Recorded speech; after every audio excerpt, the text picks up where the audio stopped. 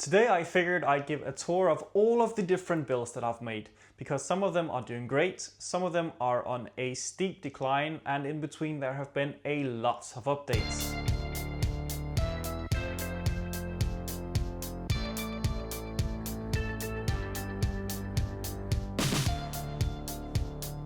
Let's start off with the Epiphyte only aquarium.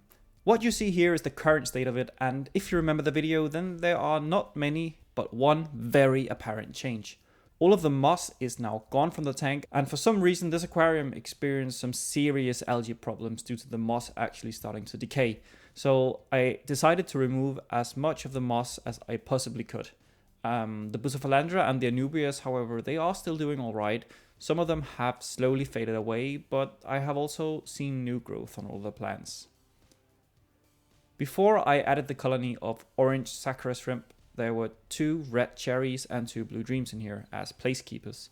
They were all female, so they didn't breed or anything, but however, since I added the orange shrimp, I must have forgotten to remove one of the red cherries, and because of that there are now loads of small reddish or wild color shrimp, which will need to be culled.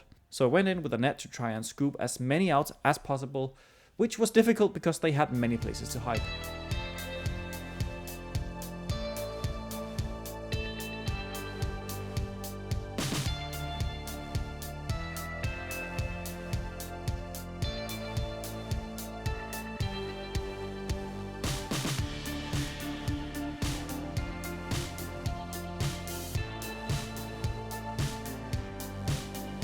But after a while, this is how many I ended up culling. They will be moved to another tank with my other culls, where they can live happily. As for the nano Skittles tank, it is not at its most presentable stage right now. But before we get deeper into that, let's release our new culls, which have been acclimating properly and are now ready to move in.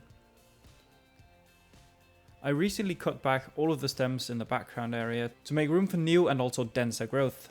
The plants are actually responding well to this and have grown some fine new shoots. The Alternanthera renicky mini has also breached the surface and is still growing strong. I honestly don't mind it being above the waterline, so I decided to keep it as is and see what it could grow into. The carpet of Liliopsis brasiliensis has also grown a bit and it is slowly coming together. In about a month's time, I think that this aquarium will be at its best. The entire purpose of setting up the Skittles tank was to house my culls, and so far all of the shrimp that are in here are doing great, and I've even started to spot small baby shrimp everywhere along the Zone. Of course I won't be able to sell out of these as I do with my other colonies, but it is still a vital sign that the shrimp are thriving in their new environment, which I think is the most important thing.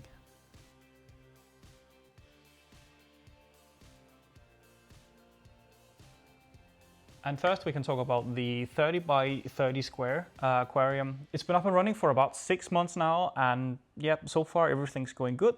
Some of the plants are looking not at their best currently, but I think that's down to nutrient deficiencies. And I've also had to get the rocks out and clean them off of algae a couple of times. But other than the regular maintenance tasks, fish are happy as well. There have also been some updates regarding the tank. I've added shrimp in the tank as well. I'll overlay some clips of that.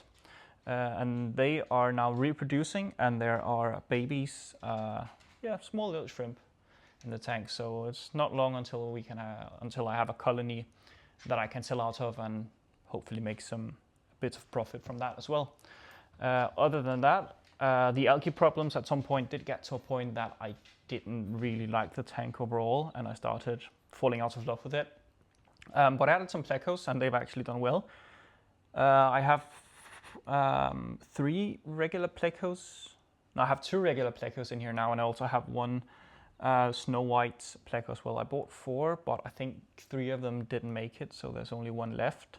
The ones that are left also seem to be thriving in here, and they also do an immense job of cleaning up the algae. Next up is the fish. The pearl danios and all of the tetras, the diamond tetras, are all still in the aquarium, but I do think that they got into a size now where they are too big for this aquarium, so I'm going to move them out today, and instead I'm going to introduce this beautiful betta to the aquarium. I think the colors with all the reds and the pinks really suits like a betta style aquarium, and this betta is very beautiful and fits the color scheme perfectly.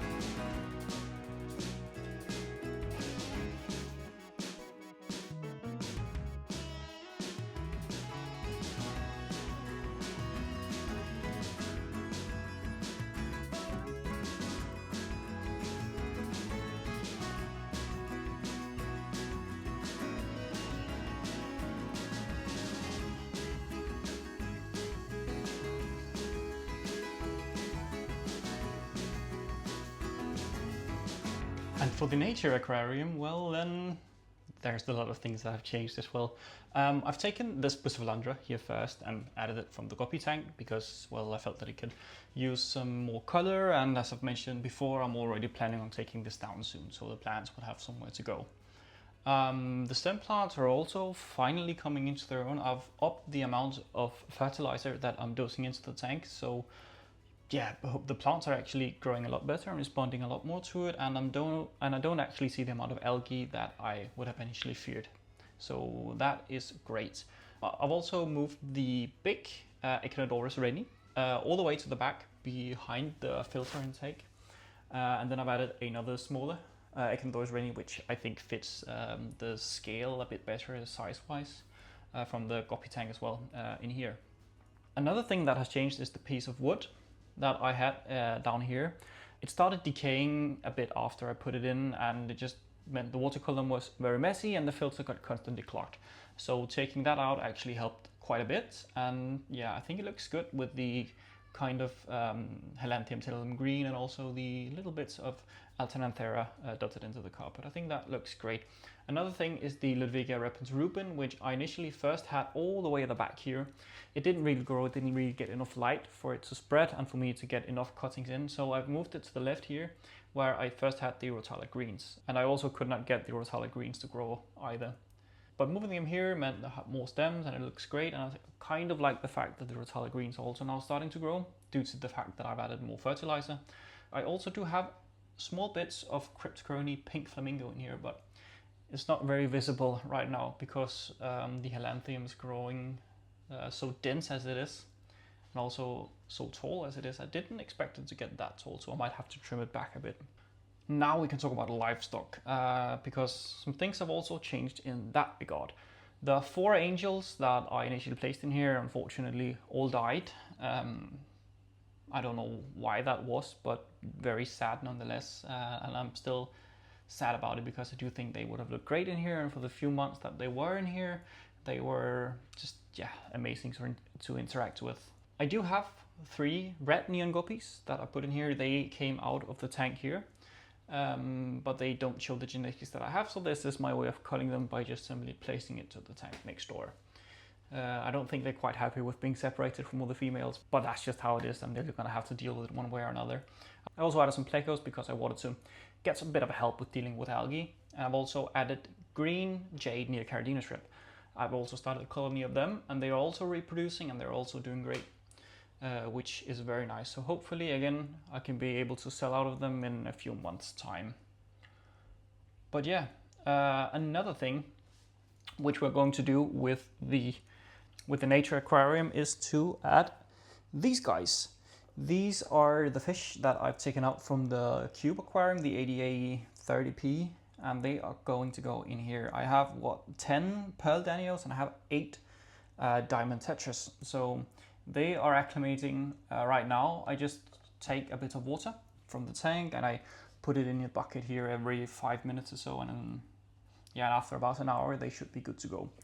I know they are coming from a tank in my home, but the water chemistry between my tanks can actually vary a bit in terms of both TDS, but also in terms of pH and other stuff, because in the other tank I had dark cereal stone, which buffers the alkalinity, and in here I only have wood, which actually lowers the pH a bit in terms of tap water. So even though you have multiple tanks at home and they are all the same temperature, the water chemistry can actually vary, so it's a big recommendation to always acclimate the fish if you're moving them from one tank to another.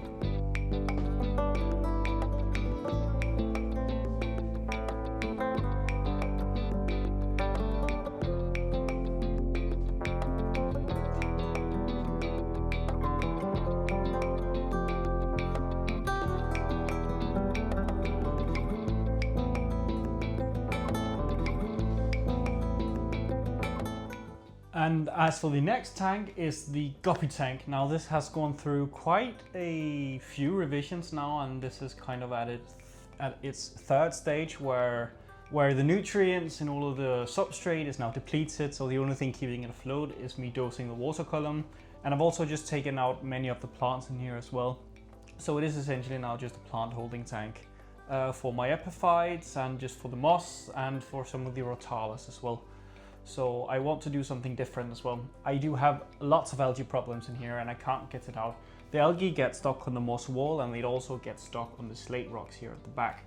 So I kind of want to try and take everything down and then start completely over. But the first step of that is removing the background, which have been on here for a year and a half, a bit over that now. And yeah, it just can't hold up anymore, so I need to do something different. Another thing in the Guppy tank is also the inhabitants. The cories that initially was in here, only 1 out of the 6 that I purchased remains because I don't think the water was fully cycled, and I think there was some ammonia spikes in here which caused the cories to unfortunately pass away. But 1 remains and he is in here and he's very happy with the sand foreground, and it's exactly what the cories need. It's a much better setup than this is for cories, definitely. Also, just like the other tanks, there's also some new plecos in here, and they are also doing a great job with eating some of the dust algae and making sure that I don't have to clean the glass that often. I had hoped they would also, they'd also deal with the hair algae, but they haven't. So I might have to get some amanos or some autosynclus or something else that can help with that. But yeah, now I want to remove the background because I just don't like it anymore, and I'm kind of over it. I want to do something completely different with this side of the tank.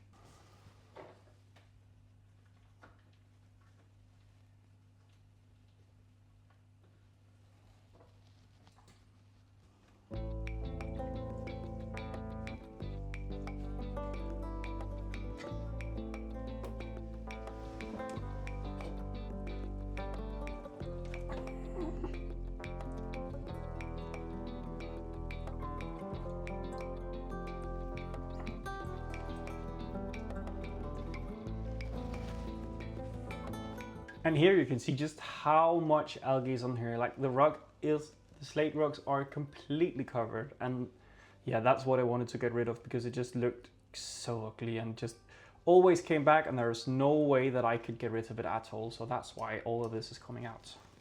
Anyways, this is how it looks with the background removed. Now all there's left to do now is to clear the plants and then to clean the glass, but that is for another day. And now we can talk about the possibly longest standing enclosure that I haven't really changed anything with, which is the shrimp jar. This has been running for what, a year and 8 months now or so, continuously, and it's come to the point where it needs to be taken down. So that is part of what I will be doing here. But overall, it's been doing good. It's lived up to the purpose, which was to take the culls from my other shrimp colony, the blue dreams, and put them in here. And that has worked, but there are no shrimp left in here. The pothos that I had suspended above from it as well has also died because it came too deep into the water, and then it just started breaking down, and that led to a crash in the jar, which, I mean, when you have such a small volume of water in it, it is likely that it will crash. The lesser amounts of water you have in an ecosystem, the likelier it is that it will crash at some point, or at least become more unstable, and you need to be more aware of what's happening. But with this jar here, there's some snails left. Some of the moss is still alive, so some of the moss is also dead. But yeah, snails, copepods, maybe some of the Anubias are still alive. I can't really see it, but yeah, what we'll be doing here is taking it down and saying our goodbyes, because it has done a pretty good job, but I have other ways now of culling my shrimp, so that's why this is no longer needed.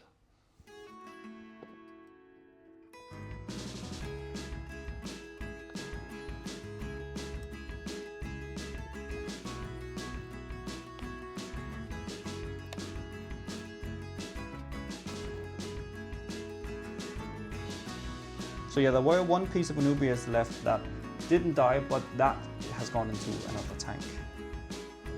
And now we can talk about the main man, Coco, and his enclosure. I did a video about a month or two ago where I kind of went over the terrarium, what has gone well, what has gone wrong, and what I'd like to improve in the future. So I don't really want to go too much into that. But I do think there are some things here that's worth noticing. First of all, if you watch the update video, then there will be a change in how the tank sets up now. All of the background slates that I took out from the Guppy tank, I have placed in here. So all of these rocks here, and the ones that are kind of now into the background, they are new as well. And yeah, that has given Coco a bit more of a height to go up in here as well. Oh, sorry. And yeah, overall, yeah, I can only get him up there when I'm feeding him, so when I'm trying to kind of actively get him to move. In the video, I also touched upon the fact that he hasn't been very active, and that I would hope that it would improve over the course of the summer. We're now in the later days in July, and I am actually happy to say that I have seen him out of the mountain climbing a lot more recently than I have before. I've seen him in the old moss hide here, which is now behind this piece of wood. I've seen him in there. I've also seen him climbing on top of the tunnel, which I initially hoped as well he would do. But up until a couple of days ago, I hadn't at all seen him utilize that space. Also, the reason why I put all of the slate into the tank is because up here I initially had only this one rock kind of as his basking spot, but he hasn't used that at all. And that's partly because this branch that I initially thought he could climb on and the bridge here, he didn't really like. And as well, when he got up, there wasn't enough space for him to actually be there. So I've placed in some more rocks. I haven't been able to get him to come up here and to stay there yet, so hopefully I can get him to do that. He has kind of been up there, but he hasn't gone really up at the top, and I haven't seen him stay there. So, but yeah, he still spends most of his time in his warm hide, and occasionally I'll see him in this side of the tunnel over here, and rarely I will see him in his humid hide, which is humid, so that's good. So yeah, I am already now also doing another background for this enclosure where I've purchased the materials and I have started working on it, but it's a very slow moving process. There's a lot of things that I need to plan out, and it's also about getting the time to actually do that. That's been the most difficult thing, is finding the time for it. So yeah, hopefully I can have that done before the end of the year, but I mean, with how life goes, you never know what's coming up, I guess. And there we have it. That was all of the setups that are currently running. Let me know in the comments what was your favorite one and what would you like to see more of. If you like the content and want to see more, please do consider subscribing. Thanks for watching.